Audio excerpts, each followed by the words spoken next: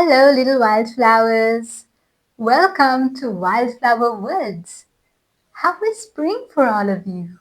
Are the flowers blooming? Are the days getting warmer? Please let me know.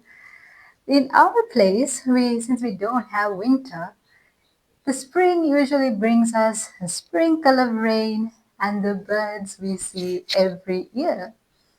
So the birds have come and it's a lovely time for us as well. I hope it is the same for you too. So let me tell you about the bunnies a little bit, since in my last video I just talked more about the themes and why I wanted to write, and not much about the bunnies themselves. So as you know, this is a family of 7 bunnies: Mother Bunny, Father Bunny, Bramble, Clover, Lily, Poppy, and Thistle. So Bramble is the eldest bunny here of the little ones, and next in line is Clover. Lily is the middle daughter, and Poppy and Thistle are twins. Now, are Poppy and Thistle very much alike, or are they wholly different? I'm gonna let you see it for yourselves. I won't be telling more about the bunnies themselves. I am going to let you figure out their unique personalities on your own as we go through all of the illustrations and learn a bit about their life here. So friends, I hope you enjoyed this video today. Take care of yourselves and let's have a look at what we are illustrating today. Bye bye!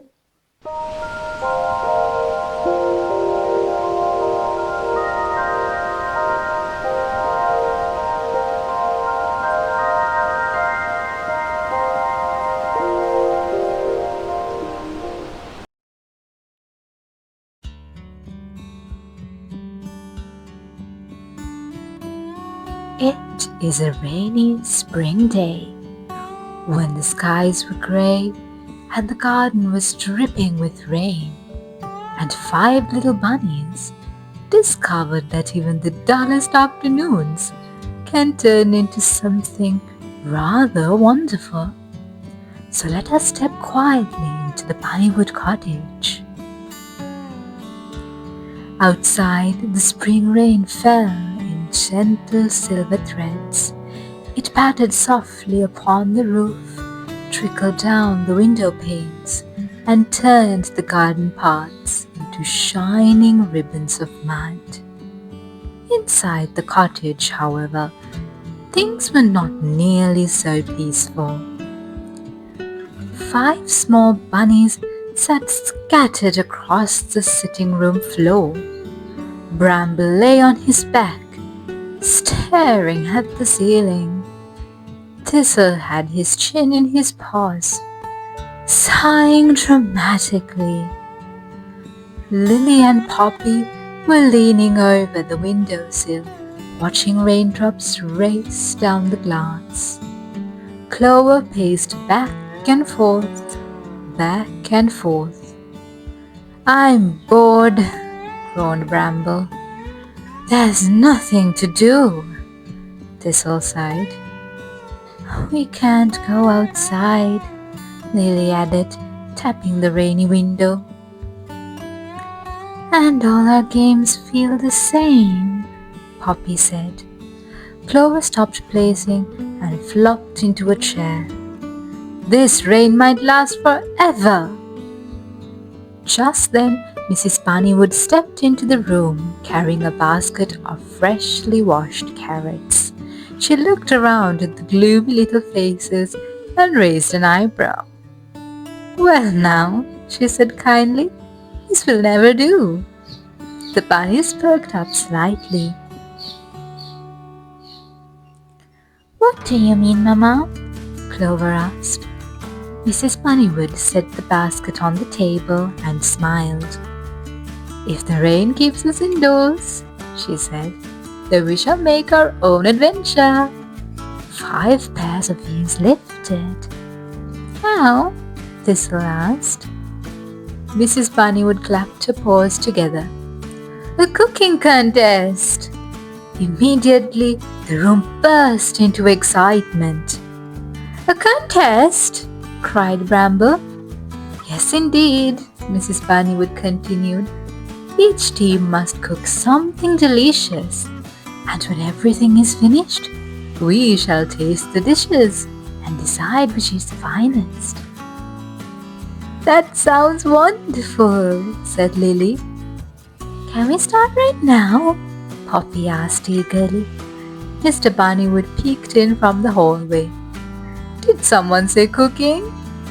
Soon the entire kitchen was buzzing like a little bakery. Mrs. Bunnywood divided the family into teams. Bramble and Thistle volunteered to make pizzas, and Lily and Poppy would bake apple pies for dessert. Clover and Mr. Bunnywood would prepare corn and broccoli soup for starters. Aprons were tied, bowls were placed on the table, and flour dusted the air like soft white snow. Bramble carefully spread dough across the counter. Not too thick, he said seriously. Thistle, however, had discovered the baking ingredients. Oh, look, the baking soda, he exclaimed, reaching eagerly for the box. Bramble's eyes widened in horror. Wait, he cried. Thistle was already tipping the box. Just a little bit, Thistle said. A little, Bramble squeaked, grabbing his paw. Not the whole thing. For a moment, the two bunnies froze, Thistle holding the baking soda, Bramble clutching his arm with a look of absolute panic. One could only imagine what a mountain of baking soda might do to a pizza. Across the kitchen, Lily and Poppy worked with quiet determination. Poppy sat with a ball of apples, carefully peeling their bright red skins into long curling ribbons. I think apple pie is the best dessert in the world, Poppy said. Lily nodded while slicing the apples into delicate, perfect pieces. They have to be thin, she explained, otherwise they won't bake properly. Poppy leaned over to inspect. They look like tiny little moons. Soon the table was filled with slices, cinnamon, sugar, and the warm promise of pie.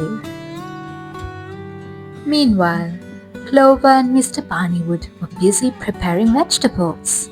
Clover held a large broccoli head on the cutting board. I think I can chop it myself, he declared proudly. Mr. Bunnywood stirred the pot where the corn simmered gently. That's my brave boy, he said, but suddenly, ouch! Mr. Bunnywood jerked his paw away from the stove. Clover spun around, and so did the others. Papa, what happened? Mr. Bunnywood shook his paw, wincing. Just a little burn, he chuckled sheepishly. The pot was hotter than I expected. Clover placed his paws on his hips. You must be more careful, Papa. Yes, sir, Mr. Bunnywood replied obediently.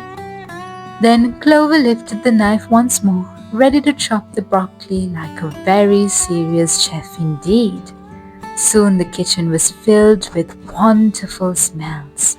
Tomatoes and herbs, sweet cinnamon apples, warm corn, and fresh vegetable soup. Rain still tapped on the windows, but inside the Bunnywood cottage, the afternoon felt bright and lively. And as for the Bunnywood family, well, the contest was nearly finished. The pizzas were ready, the pies were golden brown, and the soup bubbled warmly on the stove. But who do you think won the Bunnywood contest? That, my dear friends, is a story for another day.